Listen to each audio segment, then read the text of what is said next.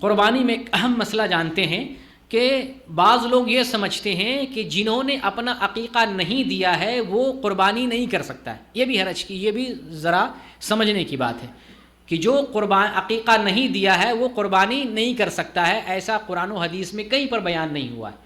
جس کا عقیقہ نہیں ہوا، جس کے باپ کو اللہ تعالیٰ نے مال دیا تھا، طاقت تھی، عقیقہ کیا. جو نہیں کر سکا، جس کو وسعت نہیں تھی، تو اس کے اوپر واجب نہیں. عقیقہ بھی سنت مؤکدہ ہے، وہ بھی واجب نہیں ہے. تو جس نے عقیقہ نہیں کیا ہے یا جس کی طرف سے عقیقہ نہیں ہوا ہے وہ جو ہے قربانی کر سکتا ہے. جس کی طرف سے عقیقہ نہیں ہوا ہے، کیا وہ نماز پڑھ رہا ہے؟ پڑھ رہا ہے نا. اس کی نماز قبول ہو رہی ہے کہ نہیں ہو رہی؟ وہ زکوٰۃ دے رہا ہے کہ نہیں دے رہا ہے؟ اس کی زکوٰۃ قبول ہو رہی کہ نہیں ہو رہی؟ وہ روزہ رکھا کہ نہیں رمضان کا؟ اس کا روزہ قبول ہوا کہ نہیں ہوا؟ اور یہاں تھنکنگ یہ بھی پائی جاتی ہے کہ جس کا عقیقہ نہیں ہوا وہ حج پہ بھی نہیں جائے گا، وہ پہلے عقیقہ کرے گا حج پہ جائے گا. یہ بھی ایسی کوئی دلیل قرآن و حدیث میں نہیں ہے. بغیر عقیقہ کی حج، بغیر عقیقہ نہیں ہوا ہے وہ حج کر سکتا ہے. عقیقہ کا حج سے کوئی تعلق نہیں ہے، تو اس کا قربانی سے بھی کوئی تعلق نہیں ہے. اگر قربانی کے موقع پر اللہ تعالیٰ نے طاقت دی ہے، عقیقہ بھی دے سکتے ہیں، قربانی بھی دے سکتے ہیں، تو کوئی منع نہیں کر رہا، آپ دے سکتے ہیں، کوئی حرج کی بات نہیں ہے. لیکن قربانی اپنی جگہ پہ الگ معاملہ ہے. اگر قربانی کی طاقت ہو رہی ہے تو آپ قربانی دیں گے، عقیقہ نہیں دیں گے. عقیقہ اپنا معاملہ ہے، عقیقہ کی جب سہولت ہو جائے تب دے سکتے ہیں. لیکن قربانی کا ایک دن متعین ہے جس کو یوم النحر قرار دیا، قربانی کا دن قرار دیا گیا. وہ یوم العقیقہ نہیں ہے. کیا وہ یوم النحر ہے؟ تو یوم النحر کو قربانی کریں گے، عقیقہ نہیں کریں گے.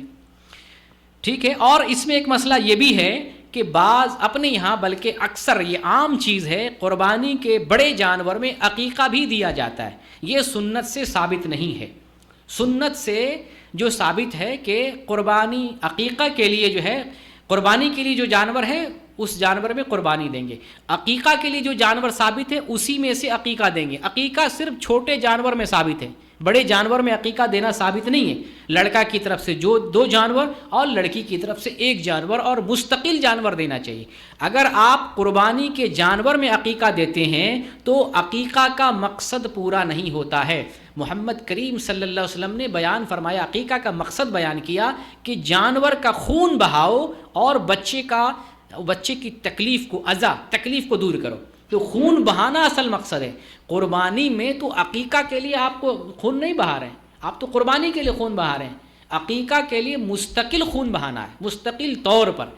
اور وہ چھوٹا جانور ہونا، جس کے لیے دلیل صرف چھوٹا جانور. بڑا جانور کوئی حدیث صحیح ثابت نہیں ہے. بعض اونٹ کے لیے، اونٹ میں عقیقہ دینے کا جو ہے ثبوت ملتا ہے، وہ حدیث ثابت نہیں ہے، وہ ضعیف ہے. تو بڑے جانور میں عقیقہ دینا ثابت نہیں، چھوٹے جانور میں عقیقہ دینا چاہیے. اور عقیقہ جس قربانی میں آپ قربانی دے رہے ہیں اس بڑے جانور میں عقیقہ نہیں دے سکتے ہیں، کیونکہ عقیقہ کے لیے مستقل طور پر خون بہانا ہے. تو بڑے جانور میں قربانی دیں گے، اس میں عقیقہ نہیں دیں گے.